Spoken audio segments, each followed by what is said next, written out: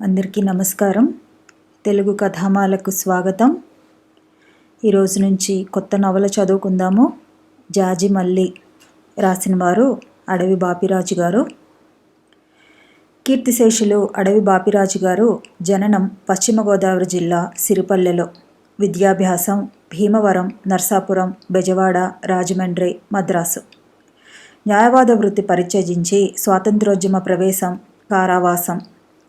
చిత్రకారుడు, జానపద గేయ కవి, నాట్యాచారుడు, కళాదర్శకుడు, పత్రికాధిపతి, నవలాకారుడు, కథకుడు, సకల లలిత కలోపాసకుడు.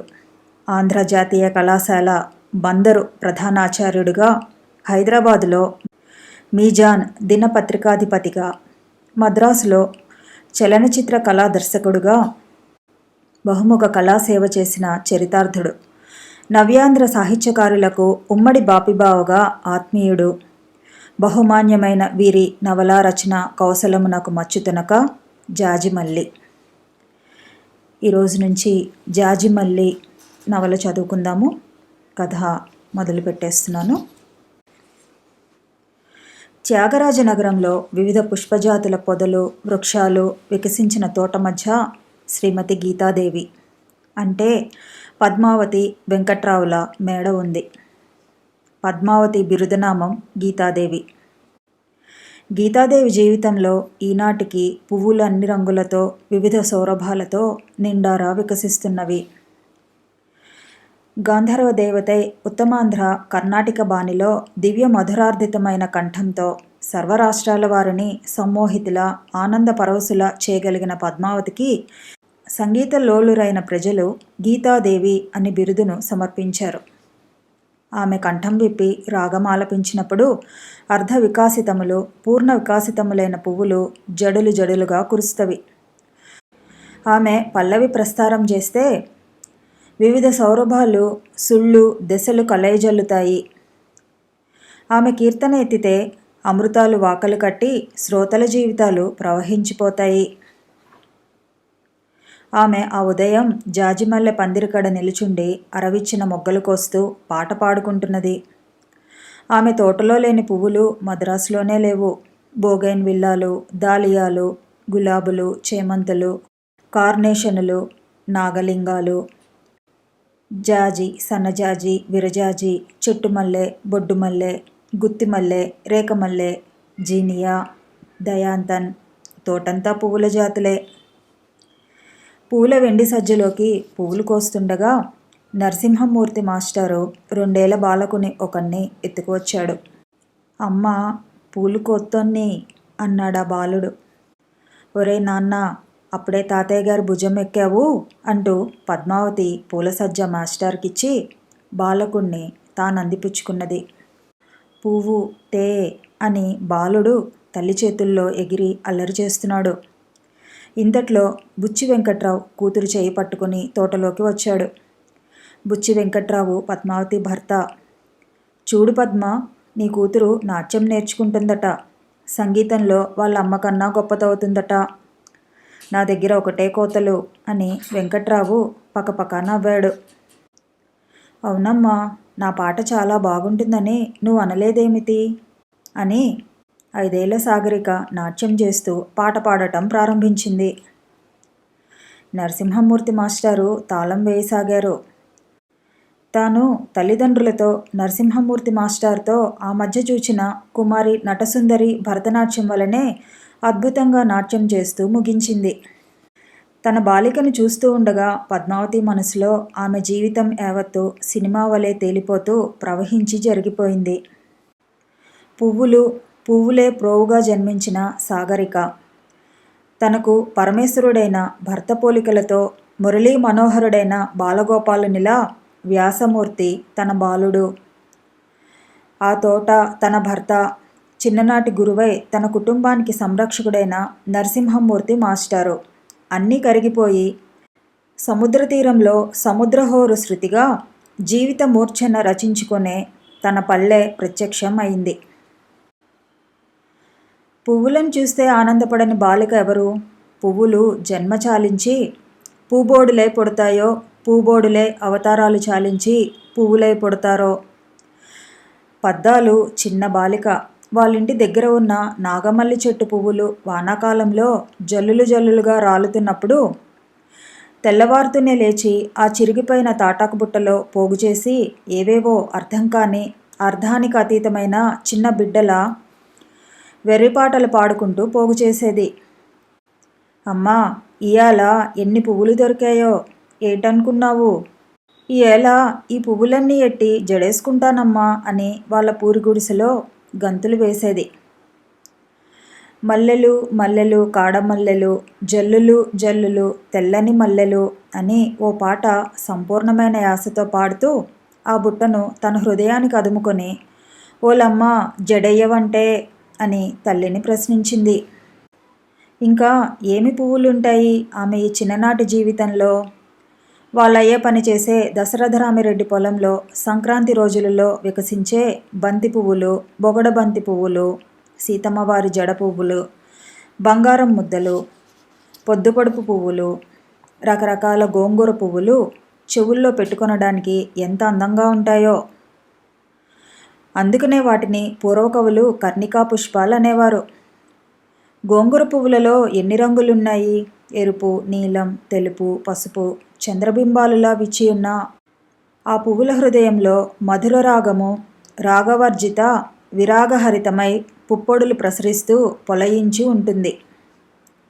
దూరాన అవతల చిట్టడవిలో కొండ తంగేడు పువ్వులు, మోదుగు పువ్వులు, వానాకాలం నాటి దిరిసిన పువ్వులు ఆమెకు ఎంతో ఇష్టం. ఆమెకు తలదువ్వటానికి నూనె లేదు. వాళ్ళ దొర రెడ్డిగారింట్లో ఇచ్చిన నువ్వుల నూనె కూర తాలింపు కోసం మాత్రం సరిపోయేది. బిరిసైన ఉంగరాల జుట్టు తుమ్మెద రెక్కలలా నిగనిగలాడుతూ ఉన్న సంస్కారం లేక బాగా పెరగక తొలకరి చిరుమబ్బుల్ని నలుదిక్కులకు ప్రసరిస్తూ ఉండేది. దొరబండ్లకు చక్రాల ఇరుసులకు చుట్టిన నార తడపటానికి చిక్కని ఆముదం తెచ్చేవాడు తన అయ్య. అది నవ్వుకుంటూ చేతులకు రాసుకొని తలంతా పులుముకునేది. తల్లి దువ్వుకొనే కర్ర దువ్వెనతో చేతులు పడిపోయేటట్లుగా దువ్వుకొని తల్లి దగ్గరకు పరిగెత్తి జడ వేయించుకునేది. అమ్మయ్య, అప్పుడు పెట్టుకునేది పువ్వులు. ఆ బిడ్డ పద్ది, పల్లెవాళ్ళ ఎర్రచందనం బొమ్మ. ఎంత నికృష్టమైన జీవితం పల్లెజాతి వారిది. వారిని పల్లి అంటారు. వారిలో పెద్దలు కొందరు అగ్నికుల క్షత్రియులమని పిలుచుకుంటారు. అలాంటి వాళ్ళు యజ్ఞోపవీతాలు కూడా వేసుకుంటారు. వారి గ్రామం కావలికి 4 మైళ్ళ దూరంలో ఉంది. అది గ్రామమేమిటి, అది పల్లెవాళ్ళ చిన్న పల్లె. ఆ బాలిక పూర్వీకులు అనాది కాలం నుంచి సముద్రంలో పడవలు కట్టుకుపోవటం, సాయంత్రానికి పడవలు చేపలతో తిరిగి రావటం, ఆ చేపలు ఎండబెట్టి ఎండు చేపల కింద ఎగుమతి చేయటం, లేక పచ్చి చేపలుగా అమ్మేయటమో అలాంటి వ్యాపారం చేసి జీవితం సాగిస్తుండేవారు. ప్రాణాలు వడ్డి పడవడు చేపలు పట్టుకువచ్చిన మధ్యవర్తకుల పాలన్నీ పోగా ఇంకా వారికి మిగిలేది ఏముంటుంది గనక అందుకని ఆమె అయ్య దశరథరామిరెడ్డి గారికి పాలేరు పని చేస్తుండేవాడు. దానాదీన అతడి పెద్ద కుటుంబం ఆకలి గీత దాటకుండా బ్రతుకుదారిలో ప్రయాణం చేస్తుండేది. ఆమె తాత, అవ్వ, పెద్దయ్య, అయ్య, చిన్నయ్య, వాళ్ళందరి బిడ్డలు, ఆమె అన్నదమ్ములు, అక్క చెల్లెళ్ళు మొత్తం వారి 2-3 గుడిసెల్లో అందరూ కలిసి 36 ఉండేవారు. ఏటిలో వలలు వేసి చేపలు పట్టినా, సముద్రంలోకి పోయి చేపలు పట్టినా ఆ పాటు అంతా మగవాళ్లదే. తట్టలతో కావలి బిట్రగుంటా పోయి అమ్ముకు రావటం వంతు ఆడవాళ్ళది. తమ బట్టలన్నీ చేపల వాసన కొట్టేవి. తమ ఇండ్ల చుట్టూ చేపల వాసన, ఇల్లంతా చేపల వాసన, చివరికి ఒళ్ళంతా చేపల వాసనే. వారి పూర్వీకురాలైన మత్స్యగ్రంథి చరిత్ర ఎవరు వినలేదు? ఆమె జీవితంలో పరాశరుడు ప్రవేశించి ఆమెను యోజన గంధిని చేసినాడు. ఈ బాలిక పద్దాలు జీవితంలో బుచ్చివెంకులు పరాశరుడు శంతనుడు కూడా. పద్దాలకు 16వ ఏడు వచ్చింది. సముద్రం మధించిన లావణ్యాలు సుడులు సుడులుగా ఆమెలో చేరుకుంటున్నాయి. చింపిరి జుట్టు పొడిగై ఉంగరాలు తిరిగి లోతు సముద్రాల నీలాలై సముద్రం ఆవలిగట్టు కాటుక కొండలై నిగనిగలు తేలింది. ఆమెకు యవ్వనం వచ్చి 2 ఏళ్లయింది. ఆ పల్లెవాళ్లలో పల్లెనాయకుడు వీరాస్వామి కొడుకు బుచ్చి వెంకన్న. అతనికి పద్దినివ్వటానికి వారిరువురు చిన్నతనంలోనే నిశ్చయం చేశారు పెద్దలు. ఉక్కు విగ్రహం లాంటి బాలుడు, సముద్రం మొసలిలాంటి శక్తిమంతుడు, నల్లమద్ది చెట్టులా కమ్మెచ్చులు తిరిగిన కండలు కట్టిన దేహంతో బార ఈతలో సముద్రంలో ఎంత దూరానికైనా వెళ్ళేవాడు. బుచ్చి వెంకులంటే పద్దికి తన 8వ ఏట నుంచి ప్రాణమే. ఆనాటికే వాడు ఒక్కడు తెరచాప ఎత్తి నావ నడుపుకుంటూ పోయేవాడు ఎంత దూరమైనా సముద్రంలోనికే. మాటలు తక్కువ, చేతకు ఎప్పుడైనా సిద్ధమే. తన పల్లెలో ఏ పని వచ్చినా అంత చిన్నతనంలోనూ అతను ఎన్నడూ వెనుదీయలేదు. ఆమెకు 12 వచ్చింది, అతనికి 16వ ఏడు వచ్చింది. అప్పుడే వీళ్ళిద్దరి పెండ్లి చేయటానికి సంకల్పించారు. పెళ్లి 3 రోజులుందనంగా బుచ్చి వెంకన్న పడవ సముద్రంలో మాయమైపోయింది. ఆ చుట్టుపక్కల పల్లెవాడలలో పల్లెనాయకులందరూ అతని కోసం ఆ తీరమంతా గాలించారు. ఆ బాలకుని కోసం పల్లెవాడలన్నీ గగ్గోలు పుట్టాయి. పద్దమ్మ దుఃఖానికి మేరలు లేవు. ఆ లేత హృదయం చితికిపోయినట్లే అయింది. వారం రోజులకి పెన్న సముద్రంలో చేరే ప్రదేశానికి తెరచాప ఎత్తుకొని కొన ఊపిరితో ధైర్యం చెడకుండా వచ్చి చేరుకున్నాడు బుచ్చి వెంకన్న. ఈ సంగతంతా చెప్పి కావలిలో ఉన్న ఒక అయ్యవారిని అడిగితే ఆయన బుచ్చి వెంకన్న రోజులు మంచివి కావని, 2 ఏళ్ల వరకు బుచ్చి వెంకన్నకు పద్దమ్మకు పెండ్లి చేయవద్దని సలహా ఇచ్చాడు. పద్దమ్మకు 16వ ఏట, బుచ్చి వెంకన్నకు 20వ ఏట వాళ్ళిద్దరకు పల్లెపాకళ్ళలో ఎన్నడూ ఎరుగని వేడుకలతో పెళ్లి చేశారు. కెరటము కలిసిపోయినట్లు, గాలి ఒరుసుకుపోయినట్లు, ఏరులో ఏరు సంగమించినట్లు వారి జీవితాలు కలిసినవి. 2 తిమింగిలములలా వారు ఉప్పొంగినారు, సముద్రాల ఈదులాడినారు. 2 కృష్ణడేగలలా వారు మైమర్పులతో ఆకాశాల తేలిపోయినారు. ఇంతలో ప్రపంచపు బ్రతుకు మార్గాల జటల మారమ్మ డాకినీదేవి యుద్ధం అవతరించింది. జపాన్ యుద్ధరంగంలోకి దిగింది. భారతీయ యువకులు ఎంతమందో కడుపు కోసం యుద్ధంలోకి చేరారు. ఎంతోమంది సరదా కోసం యూనిఫారం వేసుకున్నారు. చాలామంది ఏ సంగతి తెలియకుండా మాయమాటలు నమ్మి సైన్యాల జట్టులలో చేరిపోయినారు. అలాగే యుద్ధంలోకి వెళ్ళిపోయినాడు బుచ్చి వెంకన్న. తాను పద్మ కోసమే యుద్ధానికి వెళ్ళాడు. చేరిన 6 నెలల్లో కోహిమా రంగానికి వెళ్ళవలసి వచ్చింది. మరి 6 నెలలు తిరగకుండా యుద్ధం ఆగిపోయింది. టకటక సైనిక వేషంలో, జేబు నిండా డబ్బుతో, సంచుల నిండా విచిత్రమైన వస్తువులతో, సువాసన నూనెలతో, రంగురంగుల సబ్బులతో, ఫేసు పౌడర్లతో, దిబ్బనతో, లోలకులతో, అనేక రకాల వెన్నెలలు లాంటి చీరలతో ఇంటికి వచ్చాడు బుచ్చి వెంకట్రావు జమాదారు. తన పల్లెలో తన వాళ్లతో ఉండటానికి ఇష్టం లేకపోయింది బుచ్చి వెంకట్రావుకు. వచ్చి కావలిలో మకాం పెట్టాడు. తాను చేపల వర్తకం ప్రారంభించాడు. పెళ్ళానికి తనకు చదువు చెప్పడానికి ఒక మాస్టర్ని పెట్టుకున్నాడు. పెళ్ళాన్ని పద్మావతి అని పిలిచాడు. తాను బుచ్చి వెంకట్రావు అయినాడు. పద్మావతి కంఠం ఎంత మధురమైనది! ఆమె చిన్నతనంలోనే ఏడుకలు, పెళ్లి ఏడుకలు, భూమంత పందిరేసి అని తల్లితో పాటు చేపలు ఎండవేసేటప్పుడు కానీ, అయ్య ఇచ్చిన చేపల్ని బుట్టలో తీసుకుని వచ్చి అమ్మకు అందించేటప్పుడు కానీ, సన్నటి రొయ్యపప్పు రంగూన్ ఎగుమతి కోసం తండ్రితో పోయి బుట్టలలో కట్టేటప్పుడు కానీ, వెన్నెల రాత్రుల ఒడ్డుకు తేలుకుంటూ వచ్చి పాట పాడేటి ఉప్పునీటి కెరటాలతో కలిసిగానే ఆమె గొంతెత్తి ఎన్నో పాటలు పాడుతూ ఉండేది. ఆ పల్లెవాళ్ల వేడుకలలో, ఉత్సవాలలో పద్దమ్మ పాడకపోతే అవన్నీ పరిమళాలు లేని పువ్వులలా అయిపోయేవి. అడవి పువ్వులకు దోహదాలు కావాలా అందమైన సువాసనలను వెదజల్లటానికి? కావలిలో ఆ బాలిక గొంతు విని ప్రైవేటు మాస్టారు, ఏమండి వెంకట్రావు గారు, మీ వాళ్లకు సంగీతం చెప్పించండి అని ప్రోత్సహించాడు. అప్పుడే పద్మావతి జీవితంలో నరసింహమూర్తి మాస్టారు ప్రవేశించాడు. సముద్రపు ఒడ్డున పాలసముద్రపు కెరటాలలా ఉబికి ఉన్న ఆ ఇసుక తిన్నెలలో ఆటలాడుకుంటూ, నత్తగుళ్ళలు ఏరుతూ, శంఖాలు ప్రోగు చేసుకుంటూ, రంగురంగుల పీతల్ని తరుముతూ, కూరకు పనికి వచ్చే పెద్ద పీతల జోలికి పోకుండా ఆటలాడుకునే పల్లె బాలికలకు ఆ సముద్రం అవతల ఒడ్డున ఏమున్నదో ఏమి తెలుసు? కెరటాలు ఎందుకు పుడతాయో వాళ్ళు ఆలోచిస్తారు. సముద్రపు లోయల్లో ఏ రాక్షసో నిట్టూర్పులు విడుస్తూ ఉంటే ఆ కెరటాలు ఏర్పడతాయేమో. ఉతుకు ఎరుగని పేలికలైన పరికిణీ చొక్కాలు ధరించి మహారాజు కుమార్తెలా గంతులు వేస్తూ ఆడుకునే పద్దాలకు సూర్యోదయాలు, సూర్యాస్తమయాలు, సముద్రానికి ఇవతల ఒడ్డు, అవతల ఒడ్డు, సముద్రుని పోటు పాటు, సముద్రుని పెండ్లాము, నదీ సుందరి రాకపోక, తోలుబొమ్మల ఆటలు జరిగిపోయేవి.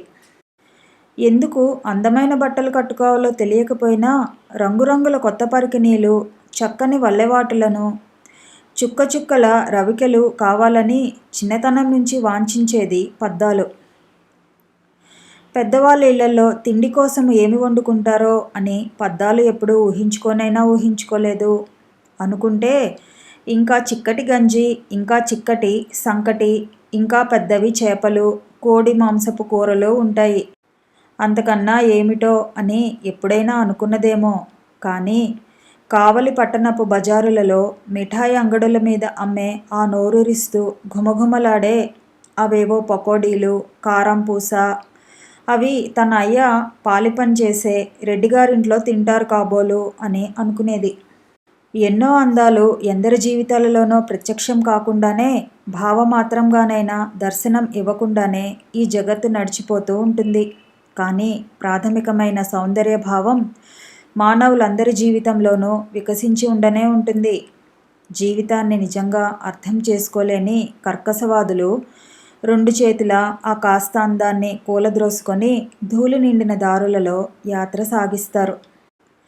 పల్లెటూరు వారి జీవితాలలో కవిత్వము, సంగీతము నిత్యకర్మలో అంతర్భాగమైపోతాయి.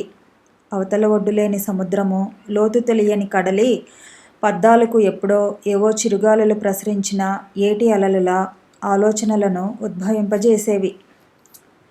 పల్లెవారికి సముద్రం ఒక మహారాజు స్నేహితుడు కాబట్టే వాళ్ళ జీవితాలలో అనంతమైన దూరాలు, లోతులు మించిన పారాలు.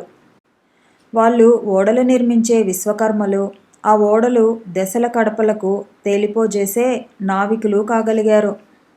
పద్దమ్మ కూడా తండ్రి తెప్పనావ మీద చేపల కోసం ఉదయ దిశాంచలాలు దాటి వెళ్ళేటప్పుడు తాను వెళ్ళింది. ఉప్పు నీళ్ళలో చేపపిల్లలా ఈదగలిగేది.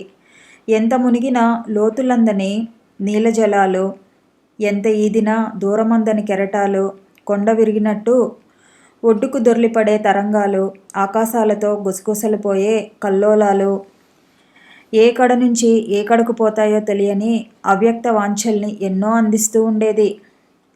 7 సముద్రాలకు పెంపుడు బిడ్డ పద్దమ్మ. ఆ సముద్రాల అమృతం అంతా పద్దమ్మలో నవనవలాడుతుండేది. ఆ జవ్వని కంఠము లావణ్యం దాల్చింది.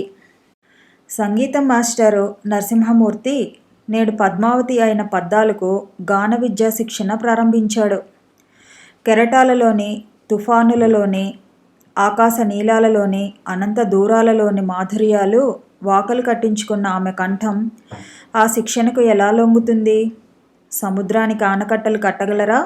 లోతులకు కొలతలు వేయగలరా? నరసింహమూర్తి కష్టపడి కర్ణాటక బాణీ సంపాదించుకున్న సంగీతం మాస్టరు. కావలిలో, కావలి చుట్టుపక్కల గ్రామాలలో సంగీత సభలు చేసి పాఠకుడు అని పేరు పొందినవాడే. అయితే మాత్రం సంగీత సముద్రాలకు వారధులు కట్టడానికి అతడు శ్రీరామచంద్రుడా ఏమన్నానా? పద్మావతి ఒంటి నిండా నగలు దింపాడు బుచ్చి వెంకట్రావు. ఆనాటికి అవి 1350 రూపాయల మూల్యం కలిగిన బంగారు నగలు. తాను పెద్ద చేపల వర్తకుడవుతున్నాడు. యుద్ధంలో దేశాలు తిరిగి వచ్చిన వాడవటం చేత ఇంతో కొంతో లోకజ్ఞానం సంపాదించుకున్నాడు. దేశాలు తిరిగే వారికి దుమ్ము ధూళిలా అక్కర్లేదనుకున్న జ్ఞానం కాస్త అంటుకు తీరుతుంది.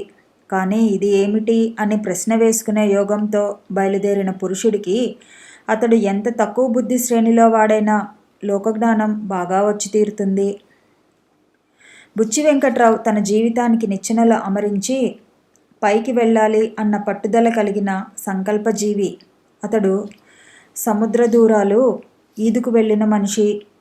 యుద్ధంలో రంగూన్కు వెళ్ళినప్పుడు సముద్రం ఓడ మీద దాటినవాడే.